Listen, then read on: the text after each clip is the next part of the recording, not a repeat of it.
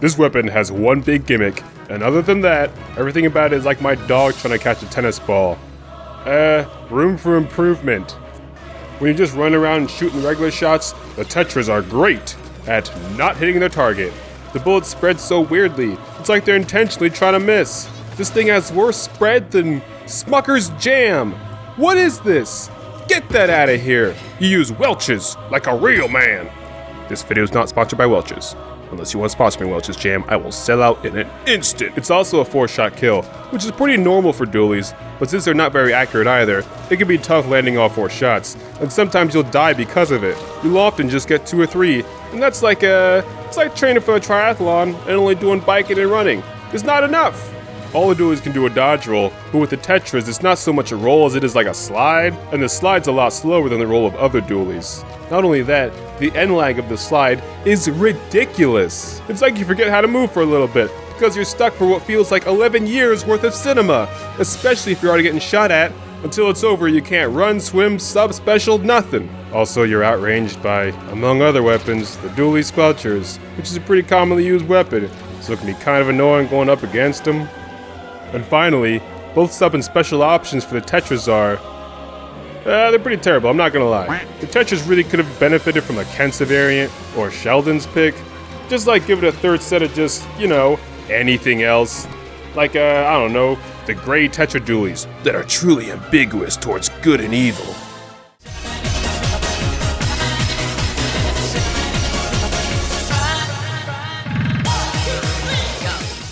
So whereas all the other dualies can only do 2 rolls at a time, the big gimmick of the Tetra Dualies is that they can do 4 rolls. That's it.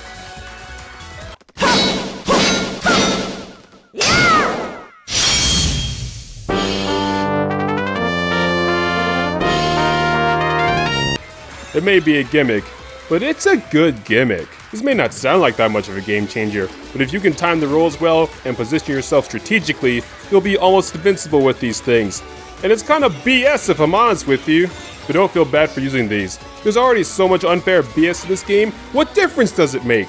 Have you ever gone up against someone who's actually good with these things? You can't hit them. It's more frustrating than trying to pay taxes. They just spend every second of the match just sliding around like the floor is made of wet nipples. Who needs a good sub or special weapon when the main weapon is so good? What difference does it make? And not only are they more untouchable than Jafar in Chapter 26 of FE7, your shots are super accurate and faster after the slide. It's like you're a turret, so you can just dodge, duck, dip, dive, and dodge around someone, then barf your ink all over them. Who needs accurate regular shots if your slidey shots are so good? What difference does it make? And as if that weren't enough, these are the only dualies in the game that can shoot while they're rolling, so you can keep up the pressure on the other team as you're avoiding them. So it doesn't even matter if you're stuck after rolling if they're already dead by the time you're done rolling. What difference does it make? Heh, nothing personnel, kid. Heh, nothing personnel, kid.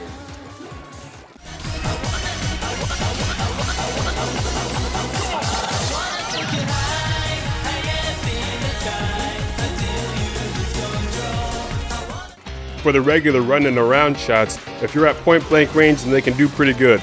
But other than that, you're better off rolling before shooting. If you can master rolling once or twice in one direction to get to safety and aiming and shooting in another direction, you're gonna be pretty good with the Tetras. I used to struggle with this weapon, then I was playing some Bayonetta and realized, this is that! And the Tetras are really easy now. She got 4 guns, you got 4 rolls, it's the same thing!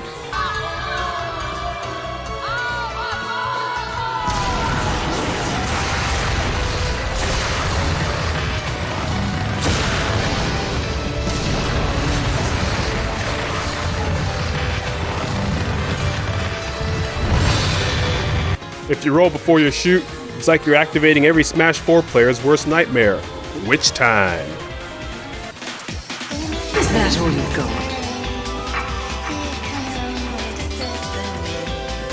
Gotcha!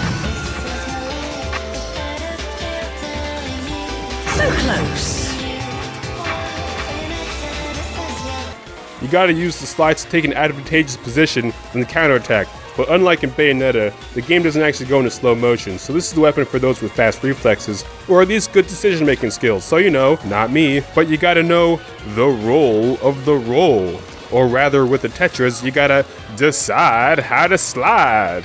Use the forward slide to close the distance between you and your opponent to bring them within dually range. The Tetras don't have a ton of range, but if you're fast enough, it'll work.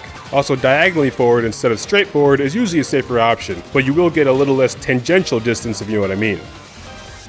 Use the backward slide to escape danger. If you take a couple shots, then slide backwards, your shots should still hit their target.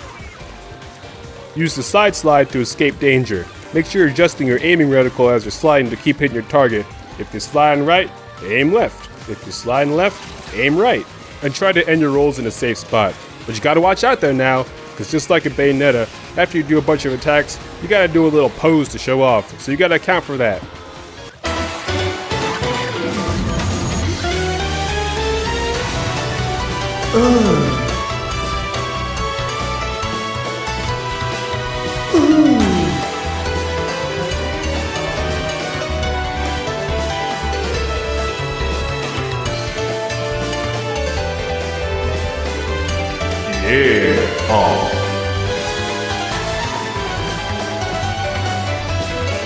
You can kinda seemingly roll more than 4 times if you stagger your rolls and slide at irregular intervals.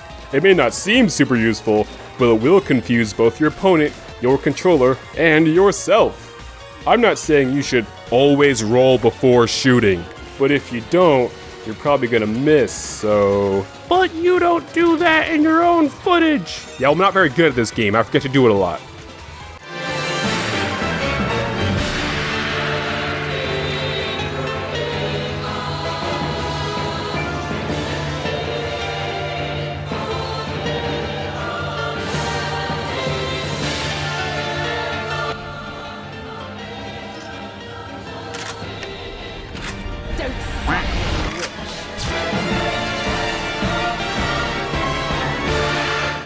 When it comes to picking between the dark and light Tetra Dualies, neither of these kits are winning awards if you know what I mean, so you can pick whichever one you like better. But honestly, your taste in Tetras should be the same as straight women's taste in men.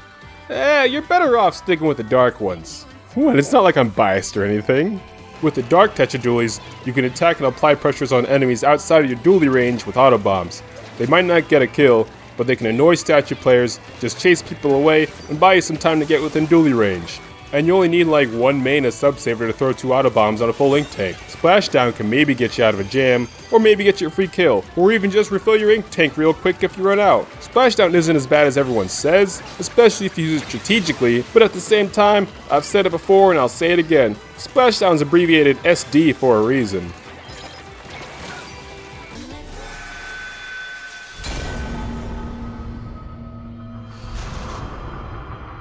With your special fully charged, if you're using enough sub-saver to throw 2 auto bombs, you can use my patented secret recipe extra crispy dark Tetra Dualie mini bomb rush.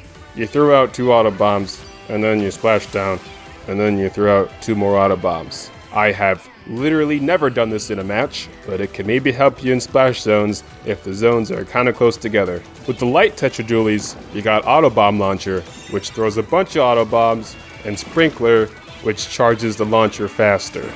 Alright, I'm sorry guys, I didn't want to say it, but Autobomb Launcher really isn't that great. You know, Autobombs kind of follow the inverse law of ninjas. The more there are, the less effective they are as a group. This kit can work really well in splat zones, since all the bombs can chase people away and overtake the zone, but Autobomb Launcher is usually pretty easy to dodge. Usually. Come on, man. Also, don't forget that you can still use your main weapon during the bomb launcher in case someone tries to interrupt your chicken rush. But if you really want to throw a lot of auto bombs, just use the dark ones. They already have auto bombs and it's super easy to throw 2 at a time. You see, check out this chart of average auto bomb per ranked battle match that I totally didn't make up the numbers for just to prove a point. You can either throw a whole bunch of auto bombs a few times during a match with the light Tetras, or throw a couple auto bombs at any point during the match with the dark Tetras.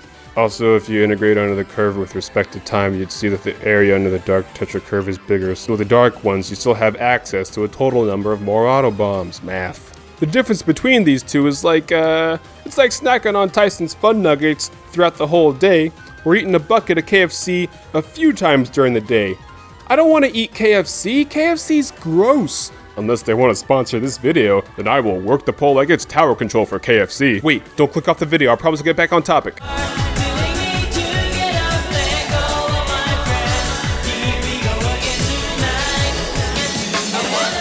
Tetras are a frontline slayer weapon that are also known as the king of trades. You're going to have more trades than the Boston Celtics, so quick respawn and comeback are your two best friends. Stealth jump might also help you out, but isn't really necessary.